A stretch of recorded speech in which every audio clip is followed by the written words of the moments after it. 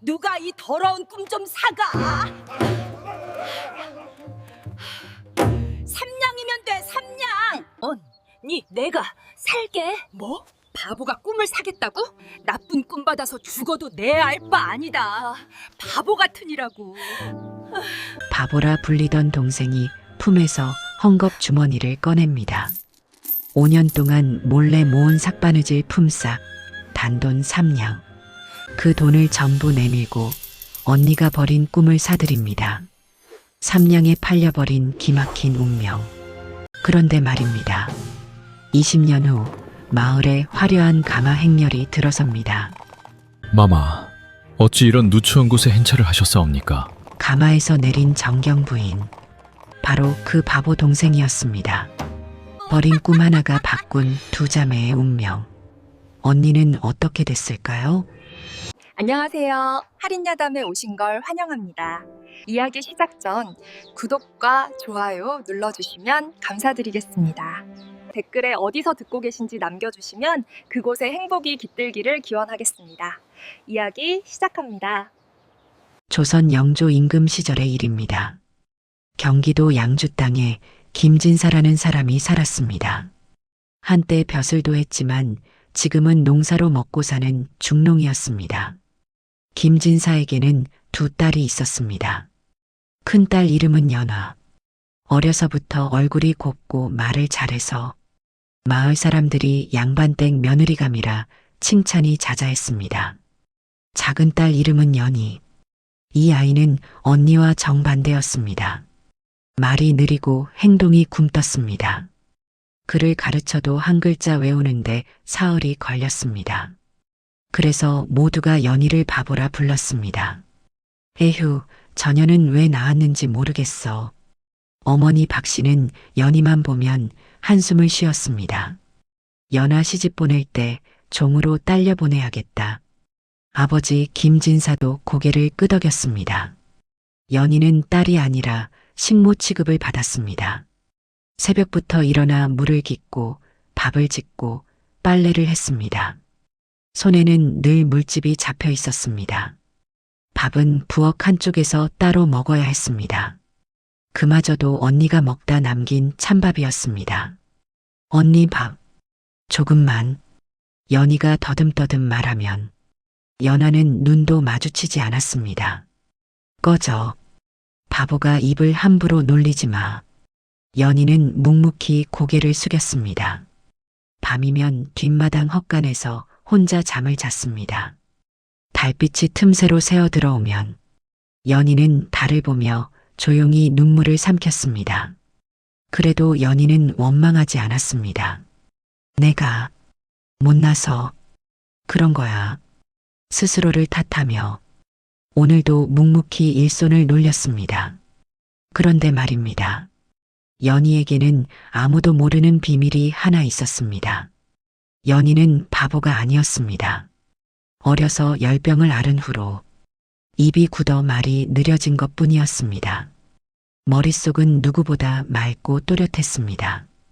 다만 말로 표현하는 것이 어려웠을 뿐입니다. 연희는 밤마다 몰래 책을 읽었습니다. 아버지가 버린 헌 책들을 주워다가 달빛 아래서 한 글자씩 익혔습니다. 이미 천자문을 다 떼고 소화까지 읽을 수 있었습니다. 하지만 그 사실을 아는 사람은 아무도 없었습니다. 연희는 그저 바보로 살았습니다. 그게 이 집에서 살아남는 방법이었으니까요. 어느 봄날 새벽이었습니다. 연하가 잠에서 깨더니 고함을 질렀습니다. 어머니, 아버지, 제가 이상한 꿈을 꿨어요. 박 씨와 김진사가 달려왔습니다. 무슨 꿈을 꿨느냐? 연하가 흥분해서 말했습니다. 하늘에서 해와 달이 내려왔어요. 둘이 나란히 내 품으로 날아오더니 포근하게 안겨서 잠이 들었어요. 김진사의 눈이 휘둥그레졌습니다. 해와 달이 품에 안겼다고? 박 씨가 손뼉을 쳤습니다. 이건 분명 대길몽이야. 우리 연하가 귀하게 될 징조야. 그때 부엌에서 밥을 짓던 연희가 가만히 귀를 기울이고 있었습니다. 해와 달이 품에 안기는 꿈. 연희는 예전에 책에서 읽은 적이 있었습니다. 이건 천하를 얻을 대길몽이라고요. 김진사가 말했습니다. 어디 해몽쟁이를 불러서 확인해 보자. 그래서 마을에서 유명한 점쟁이 오노인을 불렀습니다. 오노인은 탐욕스럽기로 소문난 자였습니다. 돈만 주면 길몽도 흉몽이라 하고 흉몽도 길몽이라 하는 자였습니다. 오노인이 김진사 집에 도착했습니다. 그런데 오노인에게는 딴 속셈이 있었습니다. 저 꿈이 대길몽인 건 나도 안다. 흉몽이라 하면 꿈을 팔 테고 그 꿈을 내 손녀에게 사오게 하면 오노인은 눈을 감고 점괘를 치는 척했습니다. 그러더니 갑자기 고개를 절레절레 흔들었습니다. 아이고 이런. 김진사가 다급히 물었습니다. 왜 그러시오? 무슨 문제가 있소? 오노인이 침통한 표정을 지었습니다. 진사어른 이건 흉몽이요. 뭐라고요? 연하가 소스라치게 놀랐습니다. 오노인이 고개를 끄덕이며 말했습니다. 해와 달이 품에 안기면 그 무게에 짓눌려 죽는다는 뜻이요. 불과 열흘 안에 재앙이 닥칠 수 있어. 어서 이 꿈을 버리시오. 박 씨가 얼굴이 하얗게 질렸습니다. 어떻게 해야 꿈을 버릴 수 있소? 오노인이 말했습니다. 꿈을 다른 사람에게 팔면 돼요. 꿈을 사는 사람이 그 재앙을 대신 받게 되지. 김진사가 고개를 끄덕였습니다. 당장 꿈을 팔아야겠구나. 부엌에서 듣고 있던 연희는 마음속으로 생각했습니다. 저건 거짓말이야. 해와 달이 품에 안기면 천하를 얻는다고 했는데 왜 흉몽이라 하는 거지? 하지만 바보 취급받는 연희가 입을 열 수는 없었습니다. 다음 날 아침이었습니다. 김진사가 마을 사람들을 불러 모았습니다. 우리 딸이 꾼 꿈을 팔겠소. 해와 달이 품에 안기는 꿈이요. 마을 사람들이 웅성거렸습니다. 그거 대길몽 아니오? 왜 파는 거요? 김진사가 고개를 저었습니다. 오노인이 흉몽이라 했소. 열흘 안에 재앙이 닥친다고 했소. 사람들이 뒤로 물러섰습니다. 흉몽이면 누가 사겠소? 재앙을 돈 주고 사는 바보가 어디 있소? 연하가 안달이 났습니다. 제발 누가 이 꿈 좀 사가세요. 3냥만 주면 돼요. 3냥이면 된다고요. 그래도 아무도 나서지 않았습니다. 그때였습니다. 뒤쪽에서 작은 손이 올라왔습니다. 아니, 연이었습니다. 내가 살게. 사람들이 웃음을 터뜨렸습니다. 바보가 꿈을 산다고? 흉몽을 사서 뭘 하게? 연하가 비웃었습니다. 너 같은 바보가 무슨 돈이 있어? 연희가 천천히 품에서 헝겊 주머니를 꺼냈습니다. 안에는 구겨진 엽전이 들어 있었습니다. 3냥. 연희가 5년 동안 몰래 모은 삭바느질 품삯이었습니다. 밤마다 남의 집 옷을 기워주고 받은 돈이었습니다. 연희가 그 돈을 내밀었습니다. 이거 다 줄게. 꿈 팔아줘. 연하가 어이없다는 듯 웃었습니다. 흉몽을 3냥이나 주고 사겠다고? 역시 바보는 바보구나. 박 씨가 재빨리 돈을 낚아챘습니다. 됐다. 꿈은 팔렸어. 김진사도 고개를 끄덕였습니다. 연하야, 어서 꿈을 넘겨라. 연하가 연희 앞에 섰습니다. 잘 들어, 이 바보야. 내 꿈을 내가 산 거다. 해와 달이 품에 안기는 꿈, 이제 내 거야. 연희가 천천히 고개를 끄덕였습니다. 응, 알았어. 연하가 코웃음을 쳤습니다. 흉몽 받아서 죽어도 내 알바 아니다.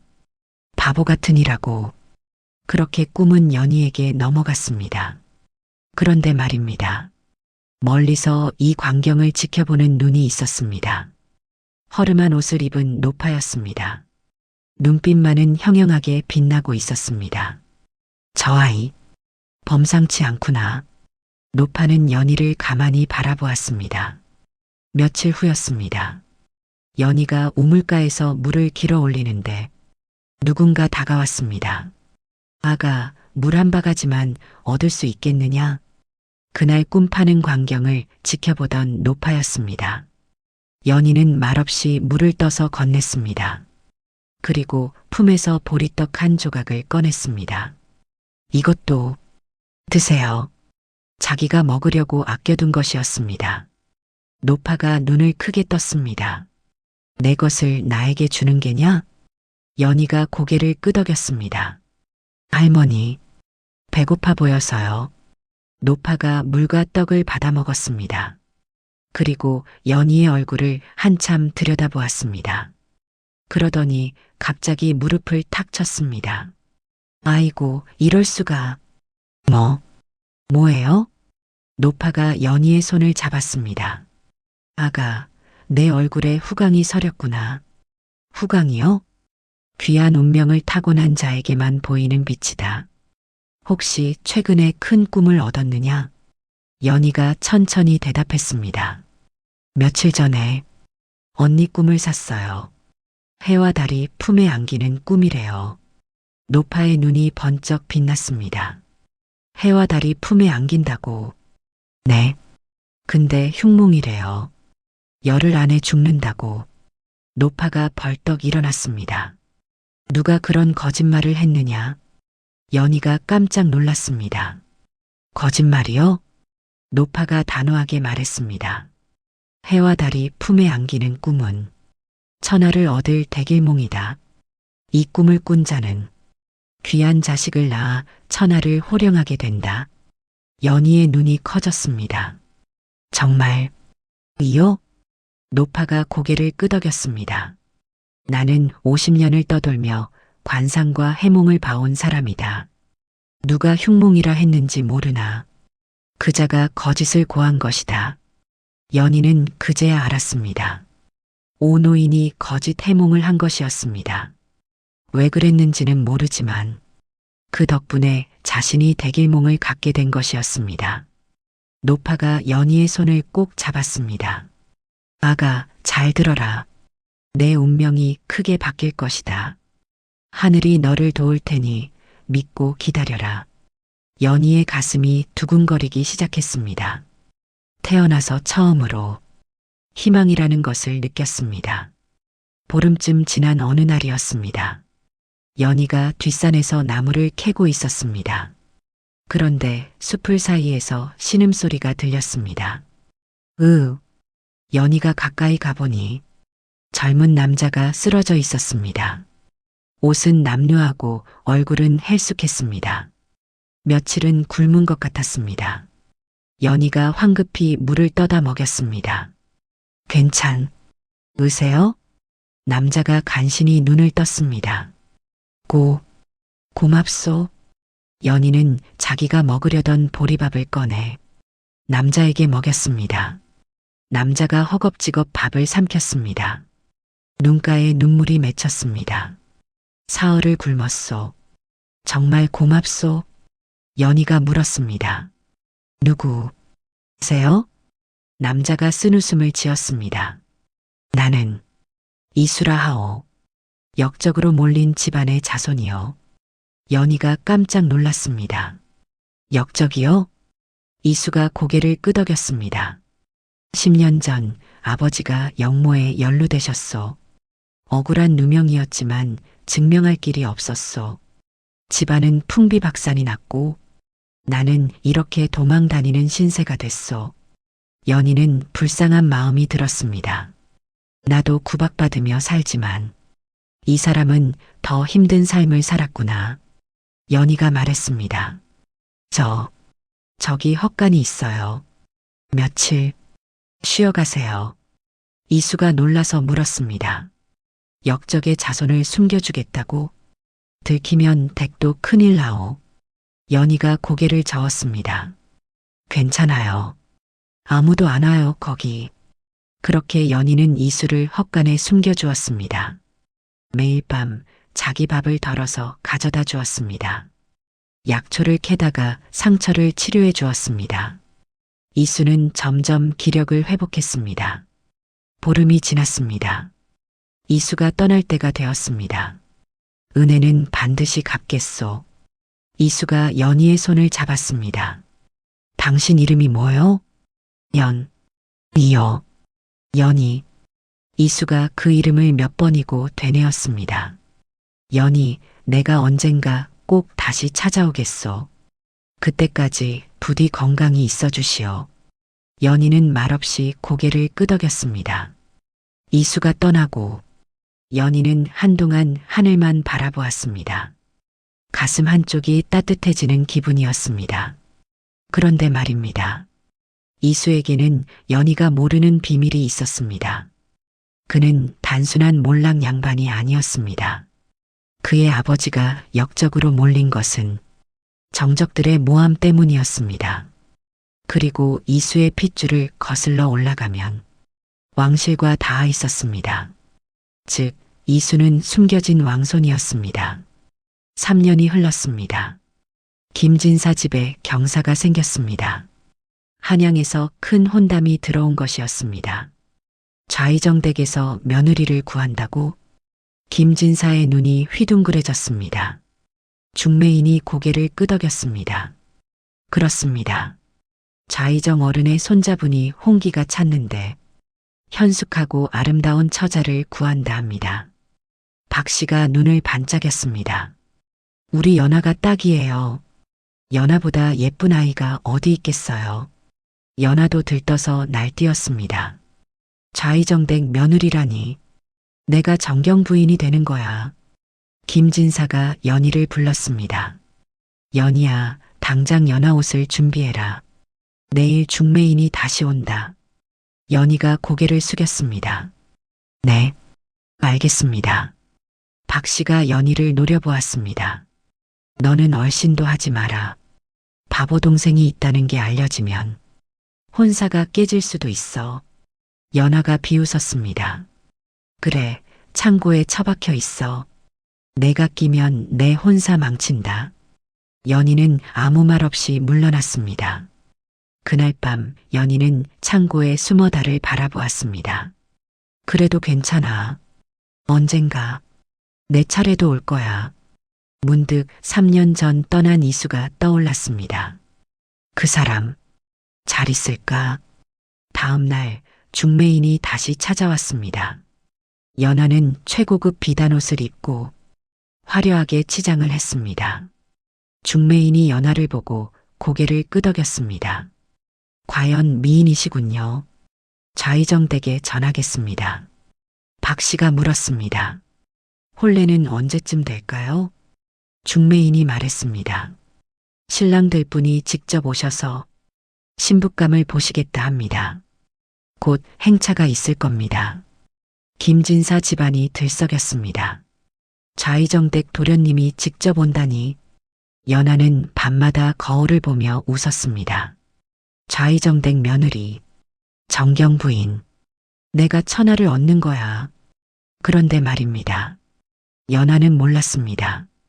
진짜 천하를 얻을 운명은 자기가 버린 그 꿈과 함께 이미 동생에게 넘어갔다는 것을요. 며칠 후 마을이 발칵 뒤집혔습니다. 화려한 행렬이 마을로 들어온 것이었습니다. 비단 휘장을 두른감아 무장한 호위 무사들. 한눈에 봐도 대단한 신부님을 알 수 있었습니다. 마을 사람들이 웅성거렸습니다. 저게 좌의정댁 도련님인가? 김진사 집으로 가는구나. 김진사 집 앞에 행렬이 멈췄습니다. 가마에서 젊은 남자가 내렸습니다.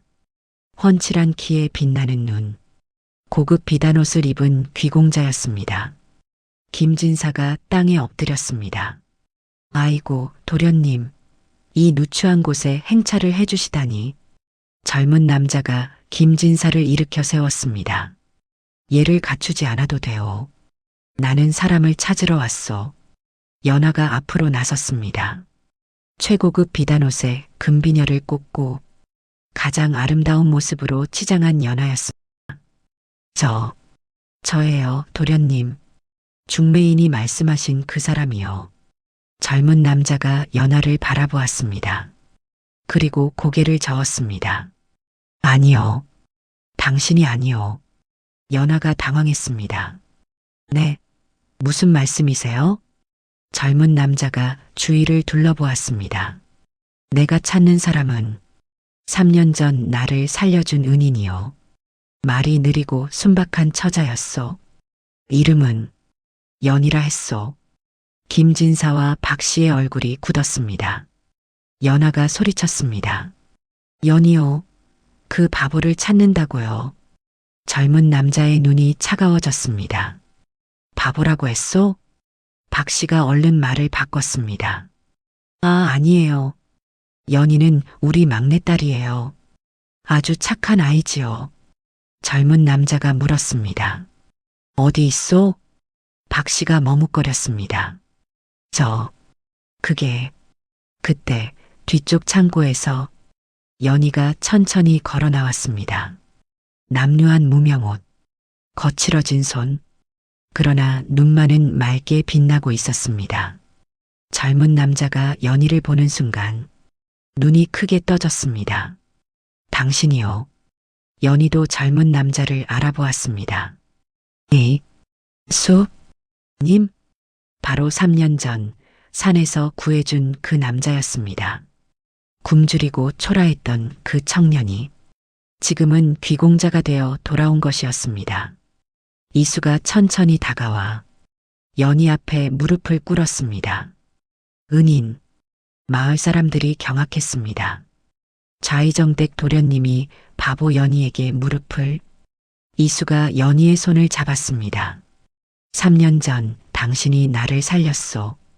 굶어 죽을 뻔한 나에게 밥을 주고 역적의 자손인 나를 숨겨주었소. 그 은혜 평생 잊지 못했소. 김진사와 박 씨가 벌벌 떨기 시작했습니다. 연하는 믿을 수 없다는 표정으로 서 있었습니다. 이럴 수가. 이수가 일어서며 말했습니다. 모두에게 알리겠소. 나는 좌의정의 손자가 아니오. 마을 사람들이 술렁였습니다. 뭐라고요? 이수가 말을 이었습니다. 나는 이수, 숙종대왕의 후손이요. 사람들이 경악했습니다. 왕손이라고요. 이수가 고개를 끄덕였습니다. 10년 전 아버지가 영모에 연루되셨소. 하지만 그건 정적들의 모함이었소. 3년 전 이 마을에서 쓰러졌을 때 연희가 나를 살려주었소. 그 후 한양으로 올라가 억울한 누명을 벗기 위해 싸웠소. 1년 전 드디어 진실이 밝혀졌소. 아버지의 억울함이 풀리고 나는 종친으로 복권되었소. 지금은 임금님의 총애를 받아 한양에서 벼슬을 하고 있소. 김진사가 땅에 엎드렸습니다. 아이고, 왕손 대감, 죄송합니다. 저희가 몰라 배웠습니다. 박 씨도 엎드려 절을 했습니다. 연하만 멍하니 서 있었습니다. 왕손이라고? 그 남루한 거지가 왕손이었다고? 이수가 연희를 바라보았습니다. 연희, 내가 묻겠소. 나와 혼례를 올려주겠소? 연희가 눈을 크게 떴습니다. 저요? 이수가 고개를 끄덕였습니다. 3년을 기다렸소. 복권되는 대로 당신을 찾아오겠다고. 하루도 잊은 적이 없소. 연희의 눈에 눈물이 맺혔습니다. 바보라고, 천덕꾸러기라고 구박받던 자신을 왕손이 아내로 맞이하겠다고 했습니다. 그 순간 연하가 뛰어들었습니다. 안 돼요. 연하가 이수 앞에 무릎을 꿇었습니다. 대감님, 저를 데려가 주세요. 저는 똑똑하고 예쁩니다. 저 바보가 무슨 안주인을 하겠어요.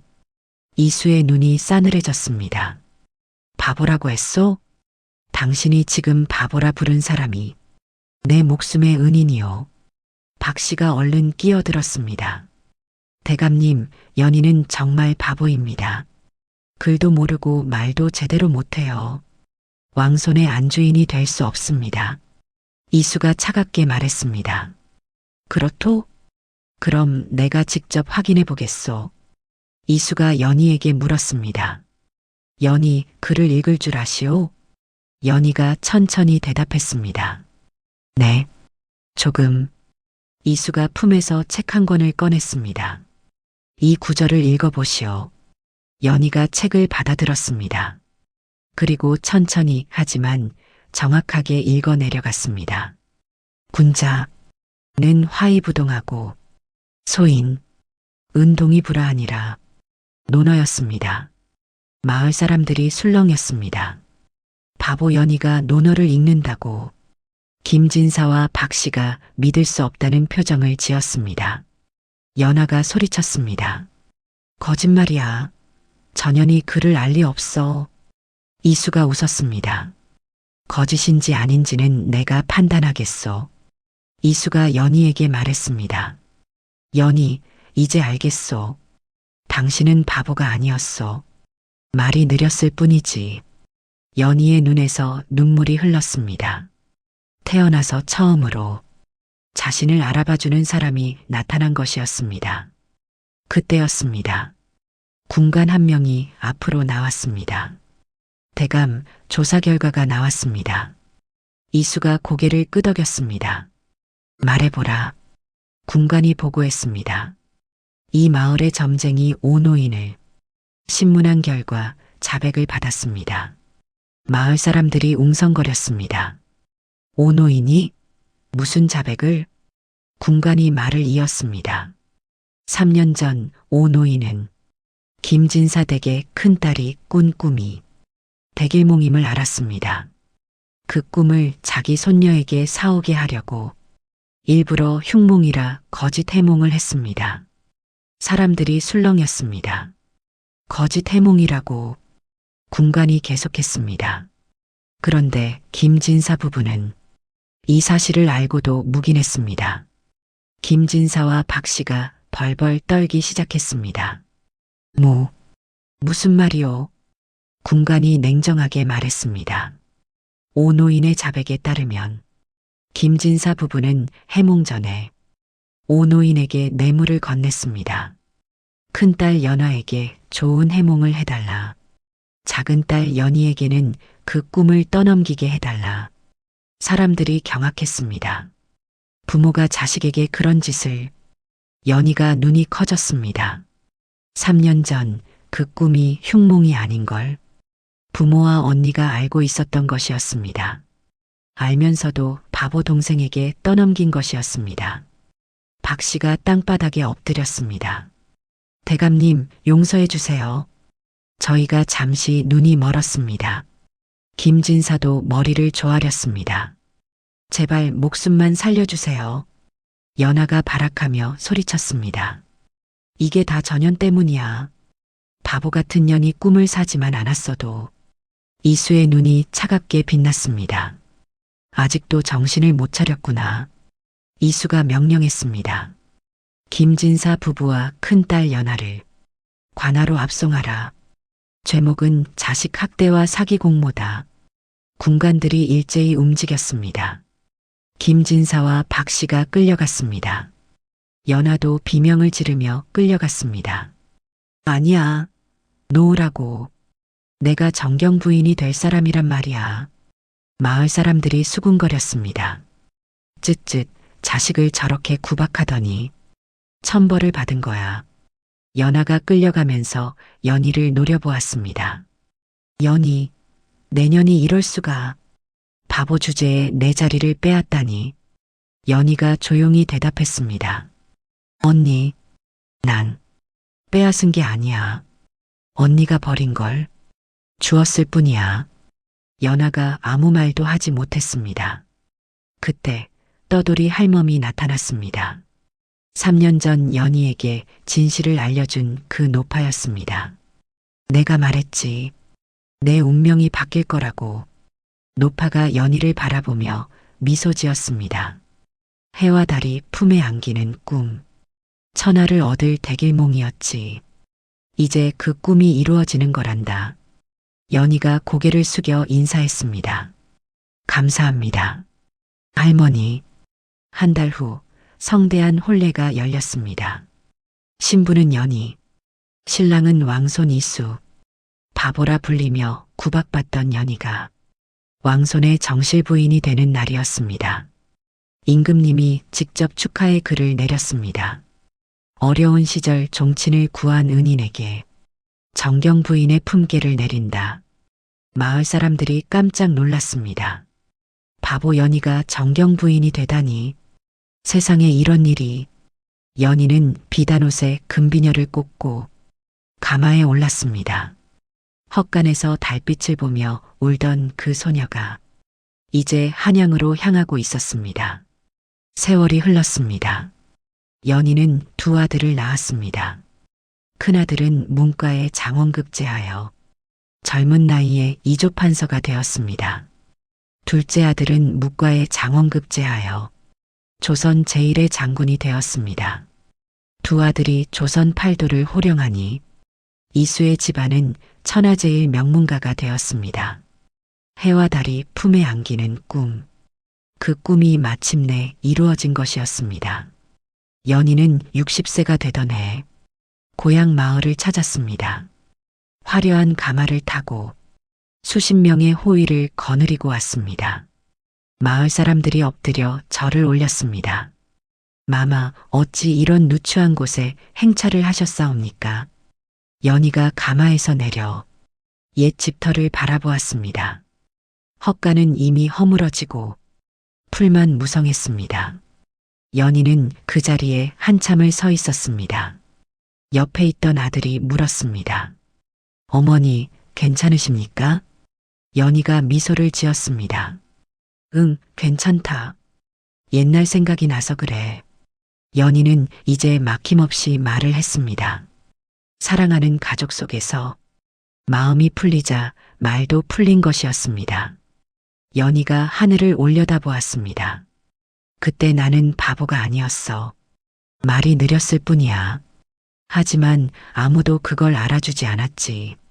오직 하늘만이 알아주셨어. 그래서 하늘이 나를 도우신 거야. 아들이 물었습니다. 이모님은 어찌 되셨습니까? 연희의 눈이 잠시 흐려졌습니다. 언니 말이냐? 연하와 김진사 부부는 관아에서 벌을 받은 후 재산을 모두 잃고 쫓겨났습니다. 연하는 몰락한 집안의 첩으로 시집갔다가 얼마 안 가 쫓겨났습니다. 마지막으로 본 것은 10년 전 시장에서 구걸하던 모습이었습니다. 연희는 몰래 돈을 보내주었습니다. 원망은 했지만 그래도 피부치였으니까요. 연희가 말했습니다. 언니는 내가 버린 것을 주었다고 했지. 그게 틀린 말이 아니었어. 사람이 버리는 것 중에 진짜 쓸모없는 건 없단다. 언니가 버린 꿈이 나를 살렸고 내가 버린 밥이 이수 대감을 살렸어. 세상에 하찮은 것은 없는 거야. 아들이 고개를 끄덕였습니다. 명심하겠습니다, 어머니. 연희는 마지막으로 하늘을 올려다보았습니다. 구름 사이로 해가 빛나고 있었습니다. 해와 달이 품에 안기는 꿈. 그 꿈이 이루어진 것이었습니다. 엔딩. 자, 여기까지가 오늘 이야기입니다. 바보라 불리며 구박받던 동생이 언니가 버린 꿈을 사들여 천하를 얻었다는 이야기였습니다. 옛말에 이르길 버린 것이 보물이 되고 천한 것이 귀해지는 법 이라 했습니다. 사람의 겉모습만 보고 판단하면 하늘의 뜻을 거스르는 것이옵니다. 오늘 이야기 들어주셔서 감사드립니다. 다음 이야기도 기대해주세요. 구독과 좋아요, 댓글은 사랑입니다. 편한 시간 되세요.